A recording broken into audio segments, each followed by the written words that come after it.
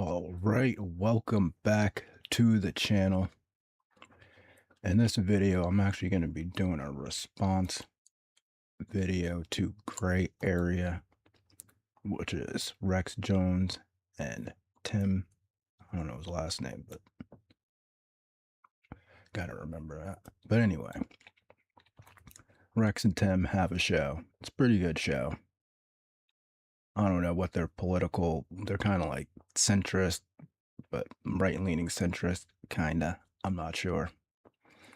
But anyway, in the show, they started talking about the FDA and FDA approval and safety of products and stuff. And mainly they were talking about food and how all these like kind of harmful and toxic foods get approved by the FDA and stuff. And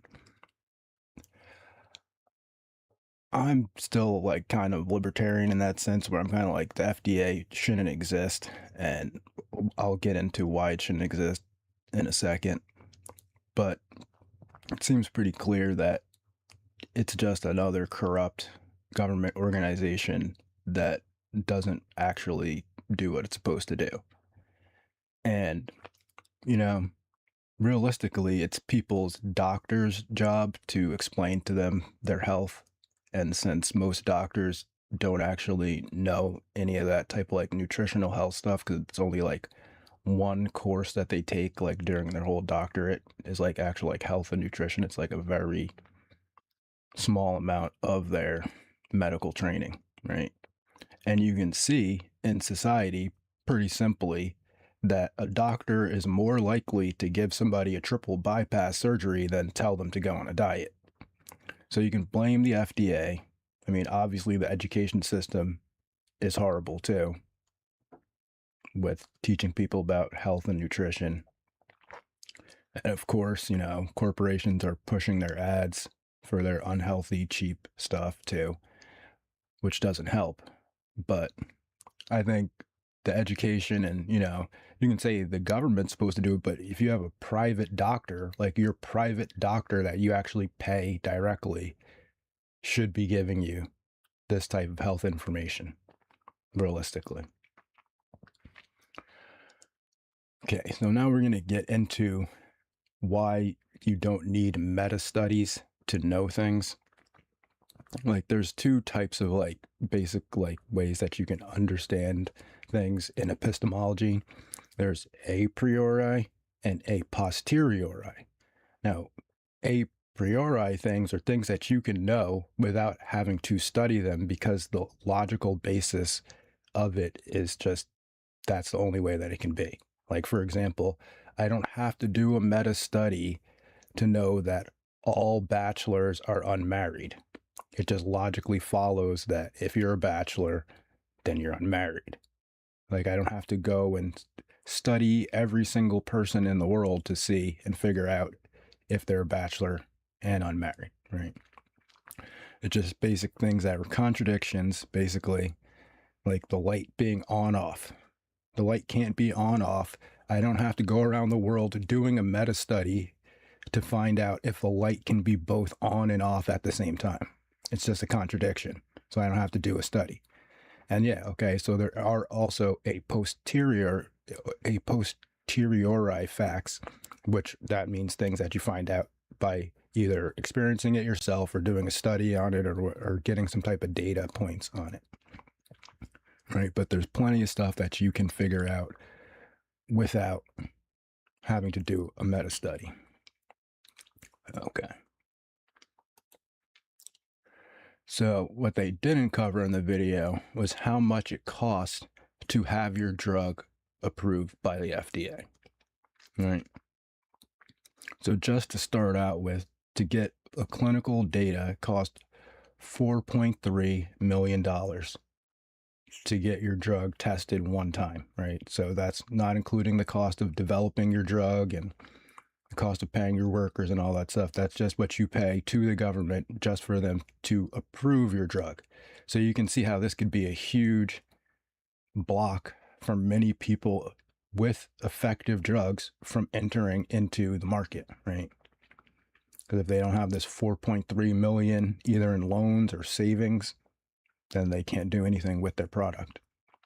So this is one of those things where it's like, yeah, okay, the FDA is cool and they're supposed to be checking stuff, but first of all, they're not checking stuff, which we'll get to in a second.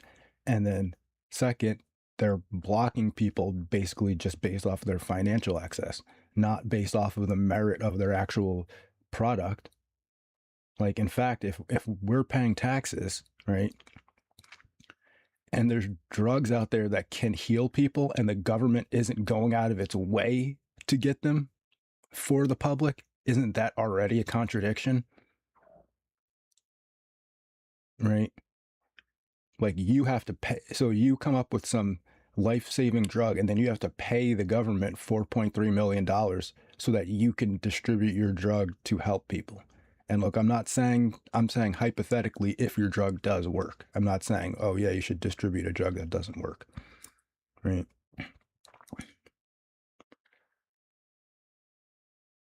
So you can see it's going up with inflation too, the cost of it, right?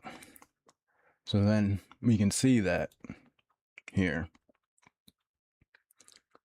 using this an accelerated pathway, that drugs can be put on the market and quote unquote approved by the FDA, but they're not approved. Right? For example, Celebrex, which was given accelerated approval in 1999 for the treatment of familial adenomatous polyposis, was on the market for 12 years before the FDA finally asked Pfizer to voluntarily withdraw it for this indication due to the efficacy of trials never being done. Right? So they never even did trials. So most people, right, they have to cough up $4.3 million to get their drug tested, right? But big corporations like Pfizer, they pay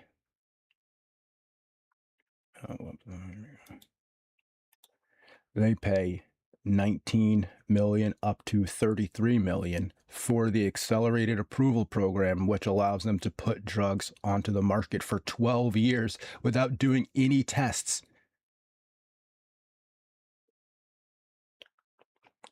And only 16 drugs that have ever been approved through this accelerated pathway have ever been withdrawn from the market. So basically, you just pay the FDA. You just pay the FDA to approve your drug. I don't see how you can deny that that's what's going on.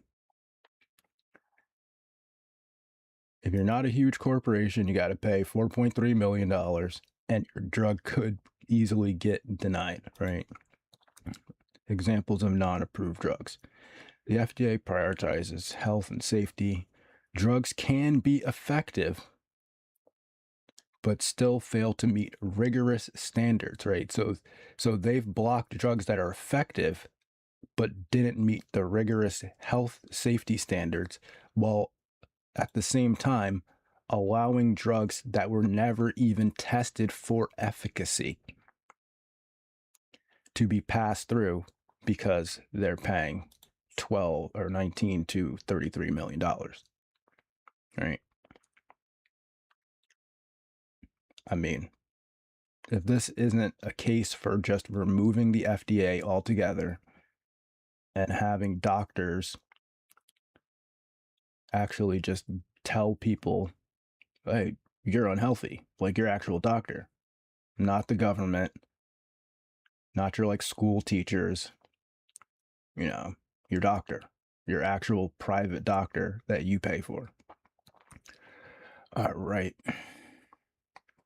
So now they're talking about banning stuff too, because they were talking about, banning certain types of food and stuff like that and other stuff. Okay, what's more likely to kill a person, a gunshot or eating a cheeseburger at McDonald's? Right. Immediate short-term risk, yeah, gunshot, right? Okay. It's like if you can't stop eating cheeseburgers, it might kill you. over a longer period of time. But the fact is, you still got like 40,000 people dying per year from guns. So, should we ban guns? Sounds kind of, especially the fact that it's like, if you get shot in the head, you, you won't even make it to the hospital most of the time, right? Plus, people committing suicide. Think about all the people that wouldn't commit suicide if they didn't have guns, if there were no guns, if guns were banned. So, sure, we can ban, food dye and stuff, and then we'll ban guns too, because they're not safe. Definitely not safe. Especially if children get a hold of them, not safe. Okay. I'm sure you'll be like, oh no, but we need people need food too. So food's not safe, guns aren't safe. Which one should we ban? Right. Okay. And here we go.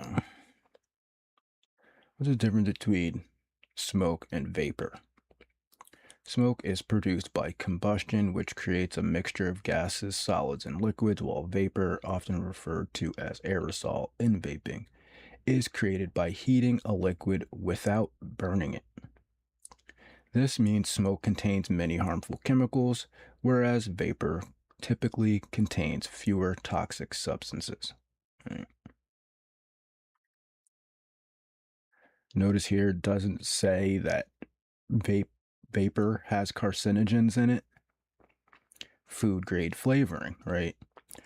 So again, people are like, oh, but what about the food grade flavoring? Okay, so if you ever worked in a kitchen where there was boiling water and then or say pasta sauce boiling, and the pasta sauce is evaporating into the air, creating an aerosol of gas, and you're standing over the stove, right?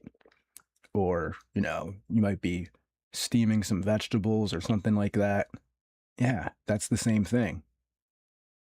It's a vapor cloud that contains food like particles in it, flavoring, right? So if you make pasta sauce and you boil the pasta sauce, some of that pasta sauce is being released into the air as vapor, and you're inhaling it every time. If you work in a kitchen or something like that, and you never heard of a chef getting cancer from like standing over boiling water too much with like spices in it. It's just basic logic. Right.